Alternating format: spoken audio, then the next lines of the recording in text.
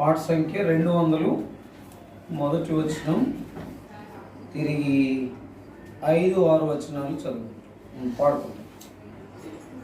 హల్లెలూయా పాడేదా ప్రభు నిన్ను కొనియాడేదన్. హల్లెలూయా పాడేదా ప్రభు నిన్ను కొనియాడేదన్. అన్ని వేళలయందునా నిన్ను పూజించి కీర్తింతును. అన్ని వేళలయందునా నిన్ను పూజించి కీర్తింతును. ప్రభువా నిన్ను కొనియాడెదను. హల్లెలూయా పాడేదా ప్రభు నిన్ను కొనియాడెదను. వాగ్దానములన్నిటి నెరవేర్చువాడవు నీవే. వాగ్దానములన్నిటి నెరవేర్చువాడవు నీవే. నమ్మకమైన దేవా నన్ను కాపాడువాడవు నీవే. నమ్మకమైన దేవా నన్ను కాపాడువాడవు నీవే. ప్రభువా నిన్ను కొనియాడెదను. హల్లెలూయా పాడేదా ప్రభు నిన్ను కొనియాడెదను. హల్లెలూయా పాడేదా ప్రభు నిన్ను కొనియాడెదను. కష్టములన్నిటినీ ప్రియముగా భరింతును. కష్టములన్నిటినీ ప్రియముగా భరింతును. నీ కొరకే జీవింతును. నా జీవంతు దాతవు నీవే. నీ కొరకే జీవింతును. నా జీవంతు దాతవు నీవే. ప్రభువా నిన్ను కొనియాడెదను. హల్లెలూయా పాడేదా ప్రభు నిన్ను కొనియాడెదను. హల్లెలూయా పాడేదా ప్రభు నిన్ను కొనియాడెదను. ఈ జీవితాయాత్రలో ఏమి సంపాదించినా, ఈ జీవితాయాత్రలో ఏమి సంపాదించినా, మహిమా నీకే ఓ ప్రభు. ఇదియే నా దిన ప్రార్థన. మహిమా నీకే ఓ ప్రభు. ఇదియే నా దిన ప్రార్థన. ప్రభువా నిన్ను కొనియాడెదను. హల్లెలూయా పాడేదా ప్రభు నిన్ను కొనియాడెదను. హల్లెలూయా పాడేదా ప్రభు నిన్ను కొనియాడెదను.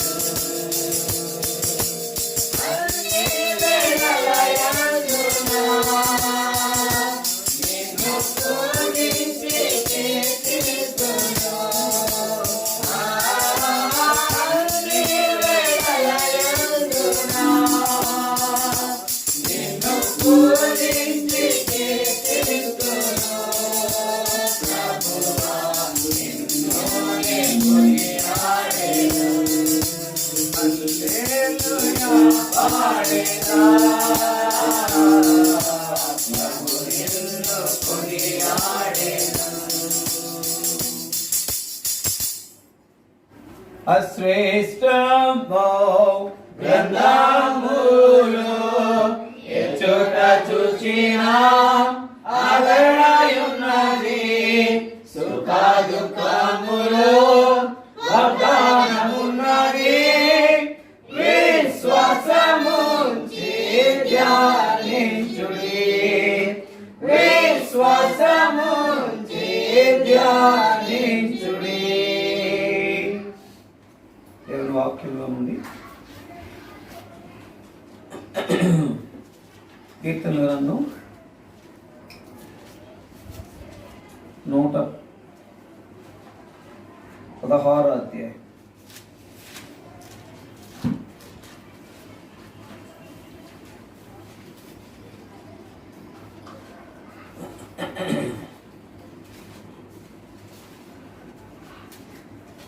కీర్తనల గ్రంథం 116 అధ్యాయం.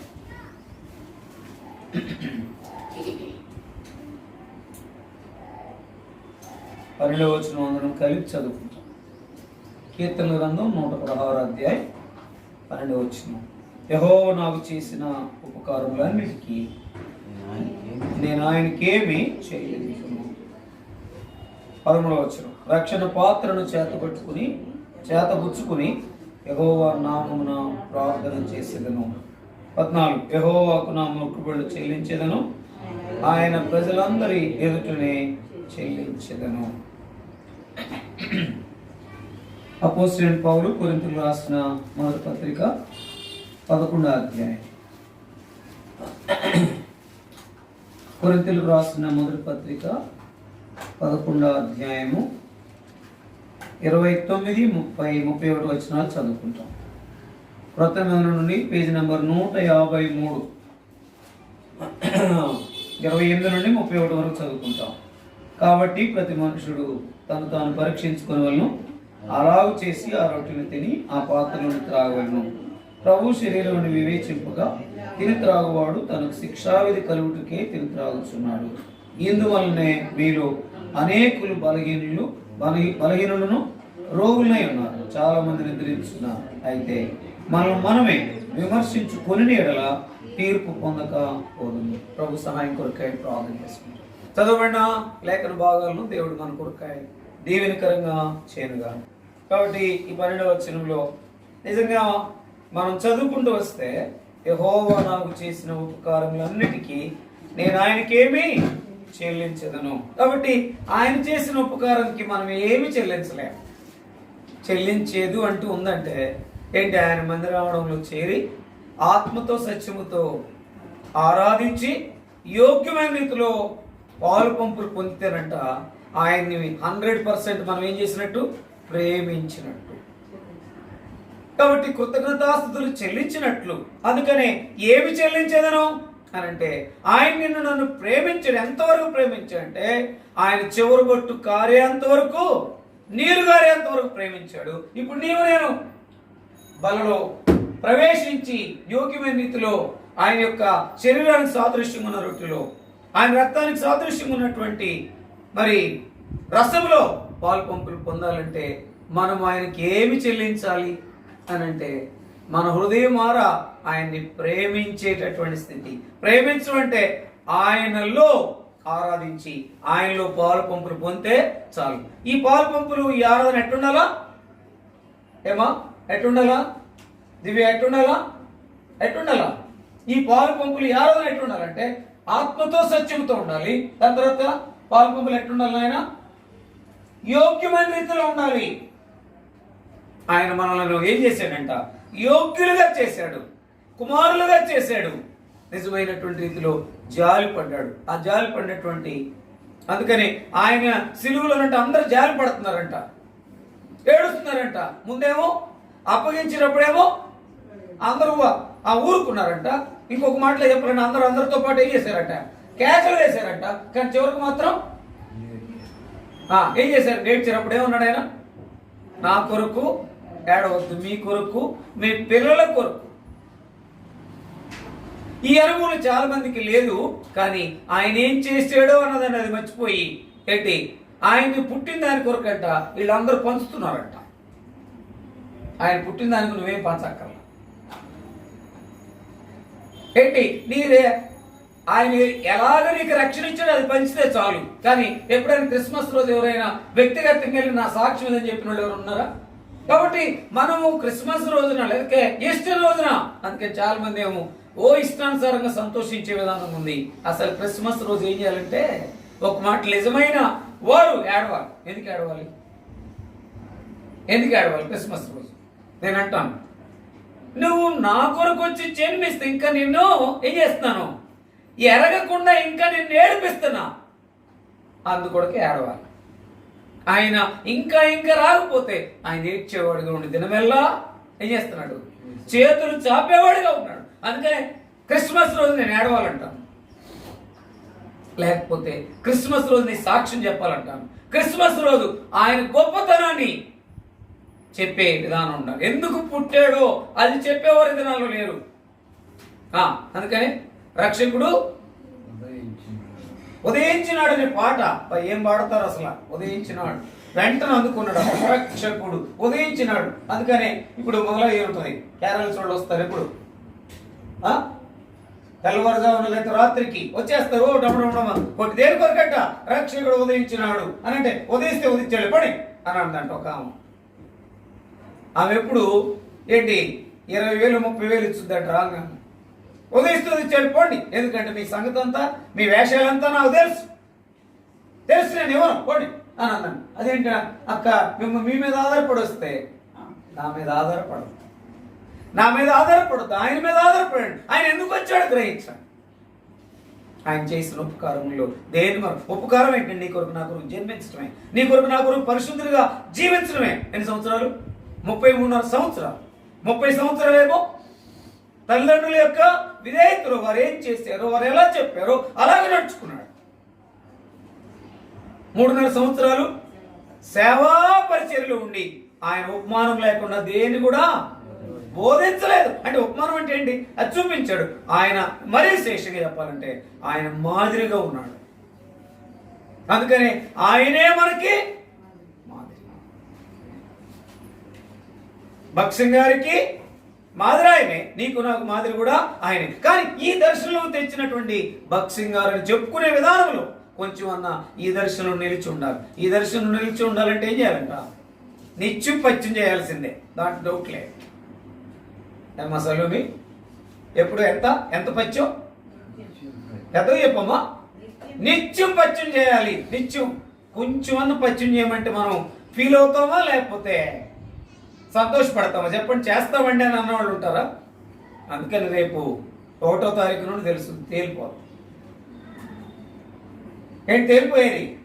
ఎవరు కూడా సెల్ ఫోను వాడటానికి లేదు. నాయన దగ్గర తీసుకొచ్చే వాళ్ళు కలెక్షన్ మీరే గుర్తుపెట్టుకోండి. అయ్యా కలెక్షన్ నేనెట్లా ముందు అసలు నేనే ఫోన్ మాట్లాడాలి కదా. వీలు పడదు. దేవునికి కనీసం 3 గంటలైనా ఆ విలువిచ్చేటట్టు తర్వాత ఎప్పుడు చూసినా మనిషికి ఏముంటుంది? బిజీయే. ఖాళీ ఎప్పుడు ఉండరు. మేము ఖాళీ అని ఎప్పుడు చెప్పిన వాళ్ళు ఎవరు ఉన్నారా? ఎప్పుడు చూసినా బిజీ, అనవసరమైన బిజీ, ఒట్టొట్టు బిజీ. పని తక్కువ మాటలు ఎక్కువ, అదే బిజీ. అదే దేవుని కొరకు సుశీలమ్మ అందరు గోయ ప్రార్థన చేద్దామండి కొంచెం, ఎందుకంత మాట్లాడినామంటే ఏంది పద్దాకలు ఏమో తీసుకొచ్చుద్ది, ఖాళీ దొరికిందంటే ఏంది మాటలు అని అనరు. పదండి సువార్తకి వెళ్దామని అనుకో, ప్రతి వారం సువార్త అన్నాను అనుకో, ఆంటీ ఏంటి మరి రోజు సువార్త అయితే ఎట్లా అని అంటారా? ఈ రోజు సువార్త మనకు భాగ్యం ఇచ్చారంటారా? ఎవరు అనరు. అంటే నేను చెప్పే మాట ఏంటంటే జ్ఞాపకం చేసుకుంటే ఆయన కొరకు మనం చేసేది ఏంటంటే హృదయమార ఆరాధించి యోగ్యమైన రీతిలో పనిలో పాలు పంపులు పొందాలి. ఆయన చేసిన ఉపకారములో దేనిని మరొక ఎక్కడుందన్నమాట? ఆయన చేసిన ఉపకారంలో దేనిని మరొకమ్మ సెలవు ఎక్కడుందమ్మా? కోటి ఎక్కడుంది? కీర్తను 103వ అధ్యాయం 2వ వచనం అనుకుంటా. చదవండి అమ్మ, చదవండి. నా ప్రాణం యెహోవాను స్తుతించుము, ఆయన చేసిన ఉపకారంలో దేనిని మరొకము. నీ దోషములను క్షమించేవాడు, నీ సంకటములను కుదుర్చేవాడు. కాబట్టి చదవం, విమోచించున్నాడు. ఇలాగ చేస్తే ఆయన చేసిన ఉపకారాన్ని మరవకుండా జ్ఞాపకం చేసుకుని కీర్తన 116:12 అందరం కలిసి చూద్దాం. చూడండి, అందరం కలిసి చూద్దాం. యెహోవా నాకు చేసిన ఉపకారములన్నిటికీ నేను ఆయనకి ఏమీ చెల్లించేది ఒక్కటే. చూడండి, మొదటిగా మనం ఎందుకు ఏమి చెల్లించాలి ఆయనకి అంటే ఏం లేదు. యెహోషువ గ్రంథం 24:15 మనం కూడా మనం జ్ఞాపకం చేసుకున్నాం. మూడు దినాలు ఉపవాస కూడికలో ఈ మాట ఏది యెహోషువ అంటాడు, నేను నా ఇంటి వారును యెహోవానే సేవించదము. ఆయన్ని సేవిస్తే చాలు. ముందు ఆయనకి ఉపకారానికి ఏమి చెల్లిస్తామంటే ఆయన సేవిస్తూ ఉంటామే. ఆయనకేమి ఇవ్వక్కర్లా, ఆయన బిడ్డలంగా మనం ఆయన సేవిస్తే చాలు. కాబట్టి ఎన్నోసార్లు మనం ఆయన సేవించే అనుకులు ఉన్నామా, విసర్జించి విడిచిపెట్టే అనుకులు ఉన్నామా, లేక కష్టమైతే ఇంకొక మాటలో ఏంటి చాలా నిష్ఠూరపడిపోయి కొనుక్కుని సణుక్కుని ఎందుకు వచ్చావు నాయన, ఎందుకున్నావు ఆయన ఇక్కడ. కానీ హెబ్రోను మామూలుగా చాలా సంఘాలు ఉన్నాయి, కానీ అబ్బో ఎంత సంఘం అనేది ఎక్కడ కూడా లేదు. నిండా చూస్తే మొత్తం చూసినా 10 మంది లేరు. ఎందుకు ఇంత అవసరమా ఆయన? అదే నేను కూడా అనుకుంటున్నాను, ఆయన ఇంత అవసరమే లేదంటారా, అవసరమేనంటారా? నోరు తెరిస్తే ఇప్పుడు నాకు కూడద్దు అనుకుంటాడు ఇప్పుడు ఆయన. అందుకని అట్లా చూస్తూ ఉంటాడు. అవసరమా కాదా అంటున్నా, అవసరమే. మరి ఏం చేస్తాం, అవసరం. మీరు చెప్పినప్పుడు చెప్పకుండా ఎట్లా, అవసరమే. అది గట్టిగా చెప్పండి దయచేసి. అవసరమే అంతే, అవసరమే నయ్యా అంటే అక్కడ మీకోసం చెప్తున్నా అన్నట్టు ఉందన్నమాట. అవసరమే. 10 మంది అయినా దైవజన ప్రత్యక్షతలో మనం ఆయనకి ఏంటి, ఆయన చేసిన ఉపకారాలన్నిటి నేనేమి చెల్లించదంటే ఆయన సేవిస్తూ ఉంటే చాలు. ఆయన వచ్చేంత వరకు సేవించటమే ఉపకారానికి చెల్లించే అనుభవం. ఈ అనుభవంలో అందుకనే యెహోషువ కనబడతా ఉన్నాడు, నేను నా ఇంటి వారిని యెహోవానే సేవించు. ఎంతవరకు? ఆదివారమేనా? ఆదివారం కూడా 3 గంటలేనా? 3 గంటల్లో నిండా 5 గంటేనా? తర్వాత ఆదివారం వరకు నిజంగా చూస్తే మనం చెక్ చేసుకుంటే వీలైనంత వరకు ఏంటి, ఆయన సేవించే అనుభవం తక్కువ, చాలా తక్కువ. 10% కూడా ఉండదు నా జీవితంలో. అది సేవించే అనుభవంలోకి వస్తే ఆయనకి చేసిన ఉపకారంకి నేనేమి చెల్లించనంటే సేవిస్తానని చెప్దాం. సేవించే అనుభవంలో కొన్నిసార్లు ఉండట్లేదయ్యా, నన్ను క్షమించు, నన్ను నీ కృపలో జ్ఞాపకం చేసుకో, ఆరాధించడం కాదు, నేను సేవించే అనుభవంలో ఏంటి, నీవు వచ్చేంత వరకు, రక్షించిన నేటి నుండి నువ్వు వచ్చేంత వరకు సేవిస్తాను. సేవించే అనుభవంలో నేను క్షమించు, ఆ అనుభవంలో నన్ను తీసుకురామని అడుగుదాం. రెండో మాట చూడండి, జ్ఞాపకం చేసుకుని ద్వితీయోపదేశకాండం 11:13 ద్వితీయోపదేశకాండం 11:13 కాబట్టి నీ పూర్ణ హృదయముతోను పూర్ణాత్మతోను ప్రేమించి చాలు. ప్రేమించి మీ దేవుడైన యెహోవాను ప్రేమించడం అంటే ఆయన బిడ్డలుగా కొనసాగుతూ ప్రతి విషయంలో ఆయన కొరకాయ ఎట్లుండాలంట, యథార్థంగా నీతిగా ఉండే అనుభవం ఉంటే చాలు. చాలాసార్లు సేవిస్తాము కానీ ఏమి లేదు సేవించేవాను. కొన్నిసార్లు యథార్థత ఉండదు, కొన్నిసార్లు నీతి ఉండదు, కొన్నిసార్లు ఏంటి సాక్ష్యం ఉండదు. ఎక్కువ భాగం సాక్ష్యం ఉండకుండానే మన జీవితం అంతా వెళ్ళబుచ్చే వారంగా ఉన్నాం, కొనసాగే వారంగా ఉన్నాం. అలాగే ఎవరు చూస్తారు అన్నట్టుగా ఉన్నాం. ఇంట్లో ఒక రీతిగా, బయట ఒక రీతిగా, కాలేజీలో ఒక రీతిగా, దాని తర్వాత బంధువుల దగ్గర ఒక రీతిగా, ఫంక్షన్లో ఒక రీతిగా చాలా మంది కనబడేవారు ఉన్నారు. ఎప్పుడు ఒకే రకంగా కనబడరు. మా దగ్గర తెనాల్లో సేవకురాలు కూడా అట్లా ఉండదు. నాకు కూడా సిగ్గే, ఎందుకంటే ఆమె పేరు తెల్లన్నం, తెల్లగా ఉంటుందని తెల్లన్నం అనుకున్నా నేను. కాదు, మా అత్తకు చెప్పింది అనమాట, ఆమె తెల్లగా ఉంటుందని తెల్ల అన్నమ్మ గారు కాదు, ఆమె తెల్ల వస్త్రం వేసుకుని ఆమె జీవితం అంతా రక్షించి నాటి నుండి ఆమె చనిపోయేంత వరకు అట్లాగే ఉంది. ఎంత ఏడ్చానో చెప్పలేదు.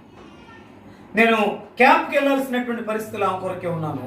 ఉంటే ఆ చనిపోయిందని వస్తే మొత్తం ఫ్యూనరల్ సర్వీస్ అంతా చేస్తే తెల్లన్నమ్మ చీర కట్టుకోవడానికి, ఆమె తెల్లన్నమ్మ అని పేరెందుకు వచ్చిందంటే చీర కట్టుకోవడానికి పెట్టి కాదయ్యా. ఒకవేళ తెల్ల చీర కట్టుకున్నానేమో కానీ నా ప్రవర్తన ఒక 2% అట్లు ఉందని చెప్పి దగ్గర పట్టుకుని ఏడ్చేది. ఆమెకి నిజమైనటువంటి సేవ చేయడానికి వీలు పడుతూ వచ్చింది. అంటే జ్ఞాపకం చేస్తే జీవితం కాదు కావాల్సింది, జీవితంలో ఏం కావాలా?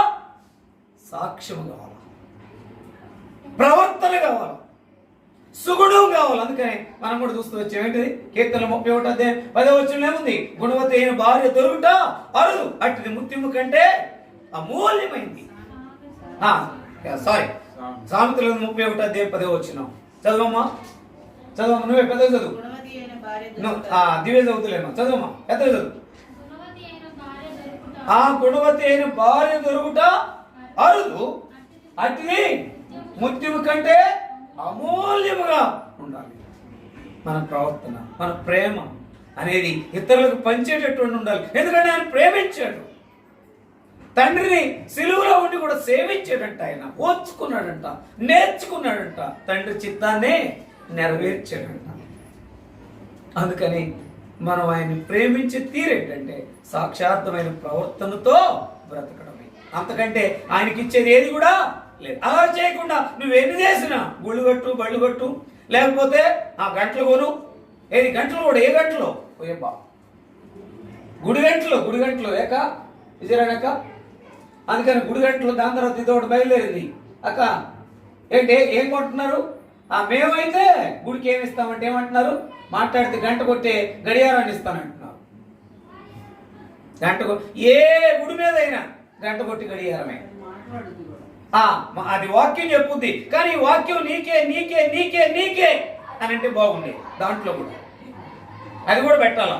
ఆయన కూడా పొన్నులు ఉంటాడు. ఒకసారి కూడా సలహా ఇచ్చే నేను, ఇది నీ కొరకే ఈ యొక్క వాగ్దానం, వెంటం కాదు, గంట కొట్టం కాదు, ఇది విను, దీనిలోకి రా అని ఆయన చిన్న మాట పెడితే బాగుండేది. గంట కొట్టినప్పుడల్లా నీ కొరకే నీ కొరకే. అట్లా చాలా మంది రక్షణ అనుభవాలకు రావడానికి ఆస్కారం ఉండేది. అట్లా పెడితే ఆయన దగ్గరికి ఎందుకు ఏం చేయరు? గంటలు కొనేవాళ్ళు ఉండరు. ఇదేంది నాయన?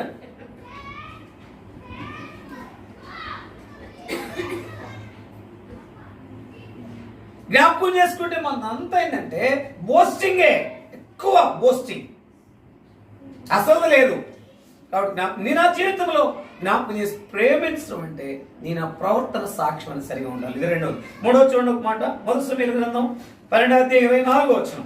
1 సమూయేలు గ్రంథం 12:24. ఆయన మిమ్మల్ని చదవమంట తీపోతాయి, చదవాల్సి వస్తుంది. 1 సమూయేలు గ్రంథం 12:24. ఆయన మీ కొరకు ఎన్ని గొప్ప కార్యములు చేసినో మీరు తలంచుకుని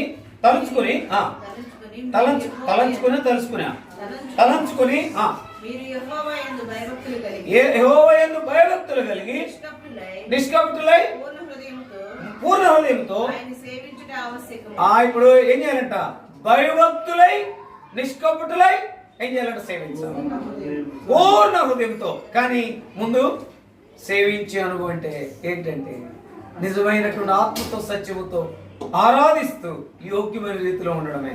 రెండోది ప్రేమించడం అంటే ఏంటి? మన సాక్ష్యాన్ని కాపాడుకుంటూ రక్షించిన నాటి నుండి ఆయన వచ్చేంత వరకు ఆయన కొరకు ఎదురు చూస్తూ ఆయన కొరకు ముందుకు వెళ్ళడమే, సాక్షార్థముగా ఉండడమే. అది నేను ప్రేమని నేను అంటాను. మూడోది మన జీవితంలో భయభక్తులు కలిగి నిష్కపటులై. కానీ చాలా మంది ఆరాధించే బలలో పాలు పంపులు పొందేవారికి ఏం లేదు, ఏం చెప్పేది, ఏం లేదు, భయభక్తులు లేవు. అప్పుడు వరకే. అందుకని జ్ఞాపకం చేసుకుంటారు. ఒక ఆయన మాట్లాడితేనేవాడు. ఎందుకంటే ఆ బెరాక చర్చి తెనాల్లో వదిలిపెట్టిన దగ్గర నుండి ఏమనేవాడు అంటే ఆయన ఎదురుకుండా అనుకుంటూ వచ్చాడు, దొంగ భక్తులు అనేవాడు. ఎందుకంటే ఆ రోజు వరకే అట్టుండేది, మిగతా రోజులు ఎప్పుడన్నా ఉన్నారా అని అడిగేవాడు ధైర్యంగా. ఎవరంటే బొంత రూబెన్ గారు, ఆయన కమ్యూనిస్టు. కానీ ఆయన అనేవాడు దొంగ భక్తులు. బెరాక్ వదిలిపెట్టిన వెంటనే ఎదురు వచ్చేవాడు.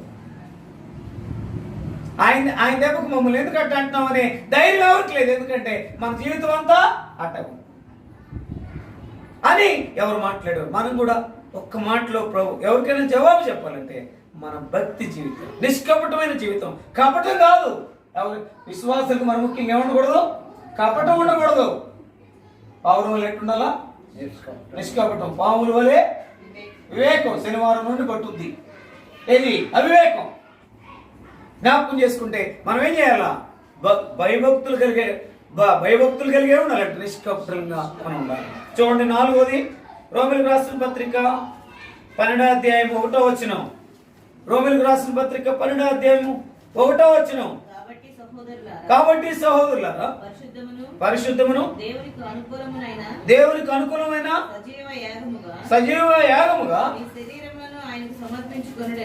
సమర్పించుకొనుడని దేవుని వాత్సల్యమును బట్టి బతిమాలు కొనుచున్నాను. ఎట్టుండాలంట? ఈ సేవ ఇటు సేవ మీకు యుక్తమైనది. ఇలాంటి విధానంలో ఏం చేయాలంట? నిజంగా 4వదిగా మనం చూస్తే కనుక ఏం చేయాలా? సజీవ యాగంగా పరిశుద్ధంగా ఆయనకు సమర్పణగా మనం ఉండాలి. సజీవ యాగం అంటే అసలు బ్రతికుండంగానే చాలా మంది హతసాక్షులు అంటే ఏంటి? సజీవులంగా ఉండి అక్కడికక్కడే చచ్చిపోవడం హతసాక్షులు అంటే. అలాంటి స్థితులు కూడా రాబోతూ ఉన్నాయి. అంటే పిల్లల జ్ఞాపకం చేసుకుంటే అనేకమైనటువంటి వింత విచిత్రమైన సంగతులు, భయంకరమైనటువంటి సంభవాలు జరుగుతూ ఉన్నాయి. కారణం ఏంటంటే మన జీవితంలో ప్రభు కొరకే మనం నిలిచే వరంగా ఉండాలి. మరణమైన, జీవమైన, ఉపద్రవమైన, కష్టమైన, నష్టమైన ఆయన కొరకు బ్రతికేటట్లుగా మనం ఉండాలి. సజీవ యాగంగా నన్ను ఏమైనా చేయండి. అందుకనే ఓ పాప, నువ్వు యేసు ప్రభువును ఒప్పుకున్నావా? నేను కాల్ చేస్తామంటే అంతమంది ముందు శిలువ ఆకారంలో పెట్టేసి, అయితే నా ప్రభు యేసు క్రీస్తులో నన్ను కాలవకు ముందు ఆయన నీ కొరకు మరణించాడు, జన్మించాడు, జీవించాడు, మరణించాడు నమ్మితే చాలు, నన్ను కాల్చిన పర్వాలేదని చేతులు చాపింది. ఆమె ఎప్పుడైతే చేతులు చాపి కాల్చమంటావా ప్రభుని విడిచిపెడతావంటే, ప్రభుని నాకు కావాలి, నన్ను కాల్చమని ఒప్పుకుని అనేక మంది గన్నులు పేల్చి చంపేశారు. ముక్కలు ముక్కలుగా అయిపోయినటువంటి ఆమె దేహము మాట్లాడుతూ ఉంది, నేనైతే చనిపోలే. అందుకని నిజంగా ప్రభు నమ్మిన వారికి ఏంటంట? మరణం అంటే ఏదంట? ఒక ఎలా నిద్ర లాంటిది. బైబిల్లో రాయబడి ఉంది, మరణం అంటే నిద్ర లాంటిది. అది గొప్ప ఆధిక్యత. ప్రభువుల నుండి చనిపోవటం అనేది ఒక దినాన్ని లేస్తామని నిరీక్షణ. ఆ నిరీక్షణ అని అనుభవం ఉండాలంటే ఏం చేయాలైనా? సజీవ యాగంగా మన శరీరాన్ని సమర్పించాలి. కాపాడుకోవటం కాదు, సమర్పించే అనుభవం ఉండాలి. 5వదిగా చూసుకుని మనం ముగించుకుంటాం. చూడండి రోమిలకు రాసిన పత్రిక 7వ అధ్యాయం 6వ వచనం. రోమిలకు రాసిన పత్రిక 7వ అధ్యాయం 6వ వచనం చదవమా దివ్య పెద్దగా. నిర్బంధింపబడితేమో దాని విషయమై చనిపోయిన వారమై ధర్మశాస్త్రము నుండి విడుదల పొందితిమి కనుక మనము అక్షరానుసారమైన ప్రాచీనమైన స్థితి గలవారం కాక ఆత్మానుసారమైన. అబ్బా ఏంటంట? ప్రాచీనమైన స్థితి కాదు ఉండాల్సింది, అక్షరానుసారమైన భక్తి కాదు, ఆత్మపూర్వకమైన భక్తి ఉండాలా. ప్రాచీనమైన స్థితి కాదు. మనంతా ఏ స్థితి?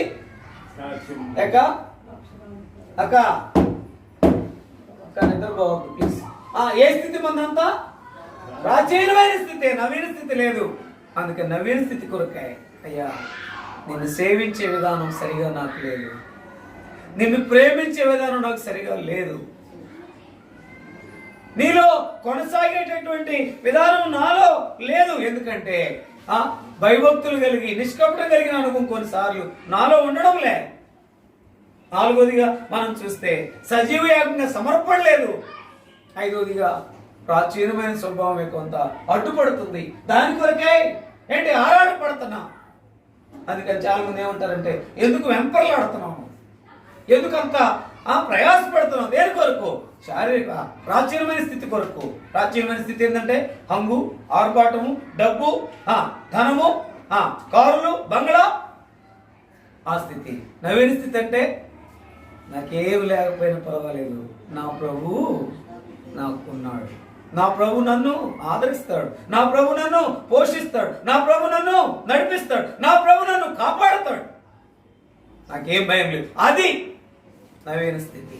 ఈ స్థితి లేకపోతే మన విశ్వాసంగా మనం ఏం చేయలేము, కొనసాగలేము అని. చూడండి ఒక మాట, ఇది ఖచ్చితంగా అందరము చదవాలి. చూడండి ఒక మాట, ఫిబ్రవరి రాసిన పత్రిక 12:29. అమ్మ చదవండి సుశీలమ్మ, అమ్మ చదవండి. ఏప్రిల్ రాసిన పత్రిక 12:29 త్వరగా. 12:29.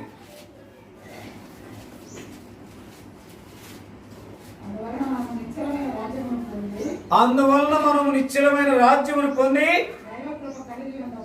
దైవ కృప కలిగి ఉందమా. ఆ కృప కలిగి వినయ భయభక్తులతో దేవునికి ప్రీతికరమైన సేవ. ఇప్పుడు ఏ సేవ చేయాలంటే మనం ఎట్లా? వినయ భయభక్తులతో. వినయ భయభక్తులతో అంటే విధేయత. భయభక్తులు అంటే చెప్పింది చేయటం అంతే. ఒకటి ఇదే చెప్పడం నీకు లాస్ట్ అండ్. వినయం భయభక్తులతో ముందు దేవుని సేవలోనికి రాదు. ప్రీతికరమైన సేవ చేయడానికి నీకు ఇది అనుకూలమైన సమయం, తర్వాత చెప్పలేము. అయితే వినయ భయభక్తులతో ఏం చేయాలంట? సేవ చేయి. ఆ సేవ చేయటం ఏంటంటే నీవు సాక్షిపూర్వకంగా దేవుని వాక్యాన్ని పంచుకోవడమే. ఏమాత్రం కూడా తృణీకరించువాక వినయం చూపించు. వినయ భయభక్తులతో ప్రీతికరమైన సేవ చేసినట్లు మనం ఉన్నాము. ఆ ప్రీతికరమైన సేవ చేసే భాగంలో మనం నిలిచున్నాం. కొంచెం ఎరుమూరుగా అది కొనసాగింపు చేయాలంటే విధేయత భయభక్తులు చూపి సేవ చేద్దాం. నేనైనా నీవైనా మాదిరికరంగా ఉందాం. దైవజనునికి ప్రత్యక్షతలో ఉందాం. దేవుని చిత్తములో ఉందాం. ఎన్నో పర్యాలు మనం జీవితంలో జ్ఞాపకం చేసుకుంటే ఆ వినయ భయభక్తులు లేకనే సేవ చేసే అనుభవం అనేక మంది చేత ఏమనిపించుకుంటున్నాం. ఇప్పుడు ఎంత ప్రీతికరమైన సేవ చేసామో మొట్టమొదట ఆయన దైవజనుడు భక్సింగ్ గారు. ఇప్పుడు ఏమైపోయింది? ఆ సేవ అంతా విధేయత లేదు, భయభక్తులు లేవు, సాక్ష్యం లేదు. సజీవ యాగంగా ఆయన కొరకై సమర్పించుకొని చెప్పడమే కానీ ఏమాత్రం కూడా అలా చేసేవారు లేరు. అనే భయభక్తులతో మనం సేవ చేసేవారంగా ఉన్నాం. అది మనకి ఎంతో అవసరం. చివరికి మాట చదువుకుని ముగింపులు కోద్దాం. అక్కడ చదవండి, లూకా సువార్త 2:37. 84 సంవత్సరములు ఎదురాలయుండి దేవాలయం విడువక ఉపవాస ప్రార్థనలతో రేయింబగళ్ళు సేవ చేస్తుండేను. అబ్బా, రేయింబగళ్ళు. ఎన్ని సంవత్సరాలంట? 24 కాదు, 84. చదివింది వేరే, 24 అంటున్నాడు. 84. మీకు ఎన్ని సంవత్సరాలు? 78. అంటే 84 అంటే ఇంకా 6 సంవత్సరాలు ఉంది మీకు గ్రేస్ పీరియడ్. ఏమాత్రం రోగం నొప్పు అంటానికి లేదు. ఇంకా 6 సంవత్సరాలు ఉంది. 84 సంవత్సరాలు అంటే ఆమె ఏం చేస్తుందంట? రేయింబగళ్ళు. కనీసం కొంచెం సేపటికే ఎంత గురుగుడు, ఎంత సనుగుడు, ఎంత ఫీలింగ్. ఆ ఫీలింగ్ చూడలేకపోతున్నాం. జ్ఞాపకం చేసుకుంటే పిల్లరా నిజంగా అక్కడ ఇంకో మాట కూడా ఉంది. అక్కడ 3 మాటలు ఉన్నాయి. ఏం చేస్తుందంట? దేవాలయం విడువక ఈ అనుభవం ఉండాలి. అందుకని ఈ రోజు నుండి మీరు మందిరం నుండి విడిచిపెడితే ఒప్పుకోం. ఉపవాస ప్రార్థనలు అంటే ఇప్పుడులాగా అన్ని తింటాం కాదు. ఏమి తినకుండా మంచి కూడా తాగకుండా అమ్మదేవా ఇది ఎట్లా షుగర్ డౌన్ అయిపోద్ది తప్పు. కాబట్టి ఏం చేస్తుందంట? ఒకటి, దేవాలయం విడవక, మన జీవితంలో విడవకుండా ఉంటే చాలు. మందిరాన్ని విడవకుండా. దాని తర్వాత ఏం చేస్తుందంటే రేయింబగళ్ళు ఉపవాస ప్రార్థన. అనేక మంది కొరకు నశించిపోయే ఆత్మల కొరకు ఏం చేయాలంట? అంటే వృద్ధులకు ఒక మంచి అవకాశం. ఏం చేయాలంట? కోటేశ్వరమక్క ఉపవాసం నుండి ప్రార్థన చేసే ఆధిక్యత ఎవరికి? వృద్ధులుగా మీకే. మాకు కాదు పని అంతా. ఉపవాస ప్రార్థన ఎవరికి చేయాలా? వృద్ధులుగా మీరే చేయాలి. ఇప్పుడు దీన్ని బట్టి విడువక అక్క అట్లా చేసేదే కదా దేవుడి సన్నిధికి వెళ్ళిపోవచ్చు. రేయింబగళ్ళు సేవ చేస్తే సింగమమ్మా ఆ రీతి ఉంటే నిజంగా ఎంత ఆధిక్యత. 7 అంతల అనుభవం నిజంగా మనం పరీక్షించుకుని ఆయన యొక్క శరీరక్తంలో బలలో చేయవేయడానికి దేవుని కృపా సహాయం మనకి తోడుగా ఉండును గాక.